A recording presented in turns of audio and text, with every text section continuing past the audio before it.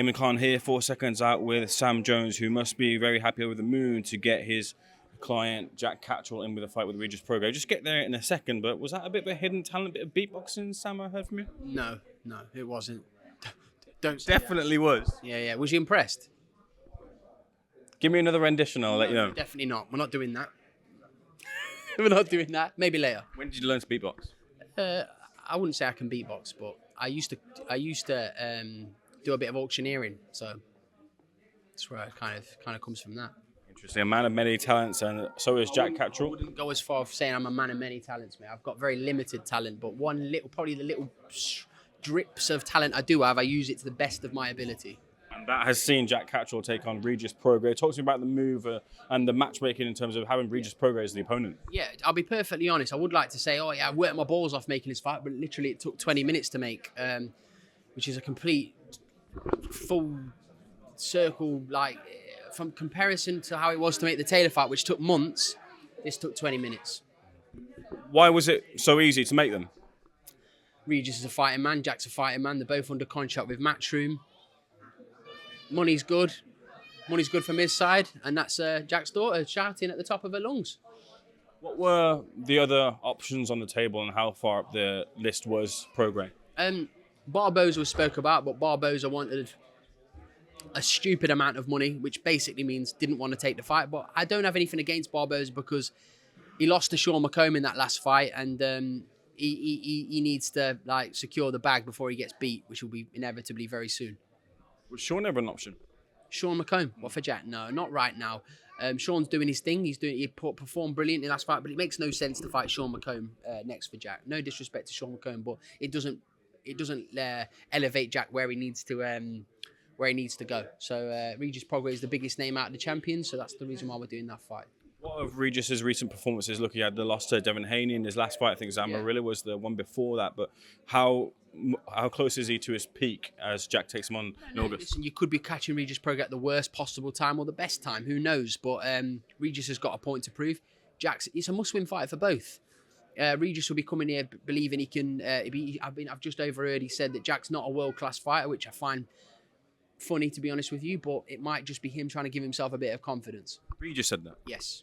So that's Regis and Josh who have said, well, Josh has kind of said he will never win a world title. Why do fighters who have been there and done that say that Jack won't get there? Because he's trying to put Jack down, but it just makes him look even worse. I mean, Jack battered Josh Taylor twice, and he's going to go and batter Regis Prograis on the 24th of August, so it's going to look bad for both of them when Jack does a job on him as well. I know that quite a few promoters were really kind of racing to make sure that they were the first to promote the new Manchester Co-op Live Arena. Eddie getting there first, and more importantly for yourself, Jack Catterall being the one that headlines this arena must be something that you really want to push forward and happy to have got. Yeah, look, Jack could have done other things where it would have probably diluted him a little bit.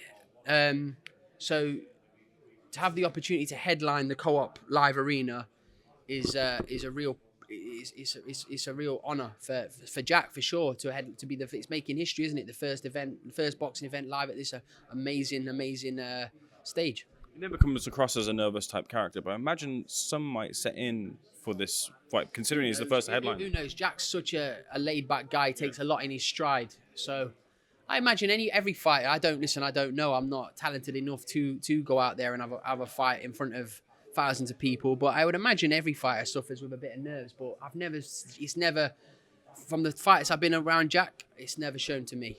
What were the latest of the rest of the fighters that you work with? Cameron Vong, Hamza Udin, who were out recently. So Hamza Udin was meant to fight on this card, but his hands are a bit inflamed. They're just quite badly bruised. So Hamza's going to be out the ring for just a little bit. I think he'll be late September, early October. Mark Dickinson's fighting in Osaka in the next couple of weeks in the prize fighter tournament. Dan Toward's back out in September. Cameron Vong will be out in September as well. Adam Hamed out in July. Sammy Hamed out in August the 24th, and them doing the Misfits. And Jack will be headlining here on the 24th of August. You going to Japan? Yeah. Been before? Yeah. Beatboxing there? No. I think so. Just sticking on Sammy, why the decision to go to Misfits? I interviewed him and said, look, he just wants to put himself out there and happy to do so, and he's going to make a big splash in the Misfits scene. But why that direction? It's a numbers game, like what Naz said. It's a numbers game, and it made sense for Sammy to have a few fights on Misfits. Listen, who knows? Like what his dad said, Sammy might have these first fights with Misfits and think, I want to go pro, but he might do these few fights and land a huge fight, and it makes more sense for him to say. But Sammy's got big aspirations. He wants to be an actor, so Sammy might do this first year and think, I don't want to box anymore. He's never boxed in his life, so let's see. But if he's got his dad's DNA, like what we know he has, he's going to do damage to this guy on the 31st of August in Dublin. I'm looking forward to be there. Have you any thoughts of then and the wider boxing sphere? First of all, big kind of hitting the news, Carl Froch and Joshua going back and forth there. What have you made of that situation? They're quite similar characters, actually, in the way that they strive for success, I guess. But I don't know if they're similar characters. Froch has got a very dry humour, which I think was hilarious, genuinely. So I don't like seeing them go back and forth because they're both legends, aren't they? So I'd prefer them to kind of talk it out over a coffee and go like, I don't know. I'm sure it's nothing. I'm sure it's something that could be sorted over a coffee. I'm sure it's, I don't know, a misunderstanding. I don't know. I really don't know. But they've always seemed to have a bit of beef with each other for quite a while. So, but it's never going to get sorted out in the ring, is it? So I just think squash it. Where do you think it stems from? And for some people, it seems to stem from AJ leaving McCracken, who Froch was fiercely loyal. I don't know enough about the situation, so I'm not going to speculate. But I just think it's something that should be ironed out. I just wonder, like, it's coming out now, but I had a conversation with Thomas House, and he said some things that some hardcore boxing fans might feel that we had the undisputed heavyweight clash, and now that Usyk has vacated the IBF belt, that Dubois is now elevated to full champion. He's maybe, the word has been used, or the phrase has been used, paper champion. Do you count the winner of that as a... Thomas Hauser, he's the one that said AJ should retire after losing to Usyk, and now he's in the form of his life. So I don't know I don't know if his opinion really matters, to be honest with you. So I don't really, no offense to the guy, I don't know him, but I don't take anything what he says, and his opinion means nothing to me. Do you recognise Dubois as a champion, and the winner of Dubois is AJ as a champion? Yeah, because Daniel Dubois, the IBF have a strict ruling, right? So the winner had to have boxed. The winner of Hrgovic was the mandatory challenger.